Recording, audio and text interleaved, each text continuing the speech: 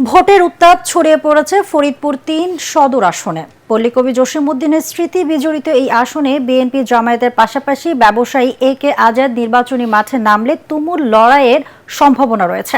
এলাকাবাসী বলছেন, যিনি সাধারণ মানুষের পাশে দাঁড়াবেন তাকেই ভোট দেবেন তারা। এদিকে ফরিদপুর ১ আসনেও জমে উঠেছে প্রচারণা। সালাম স্টিল ভোটের গাড়ি নিয়ে ফরিদপুর থেকে ফিরে আলী আসগর ইমনের রিপোর্ট জানাচ্ছেন আশিকুর রহমান।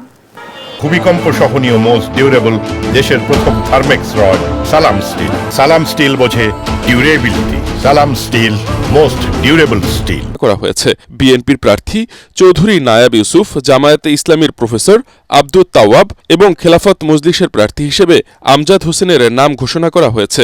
নির্বাচন তো হেরেও সুবিধা লাগে না, মানে হাঙ্গামা হবে।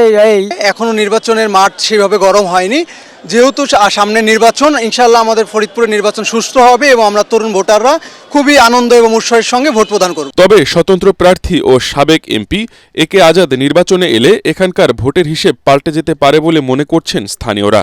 স্বতন্ত্র প্রার্থী হিসাবে যদি একে আজাদ নির্বাচন করে তাহলে ভোটের হিসাব পাল্টে যেতে পারে। আমরা চাই দেশের উন্নয়ন হোক বা জিনিসের দাম কমুক, যাতে গরিব মানুষ সবাই কেনাকাটা খাইতে পারে। ভোট নিয়ে আগ্রহ রয়েছে স্থানীয়দের মধ্যে, তবে প্রচারণা কম হওয়াতে সন্তুষ্ট নন তারা।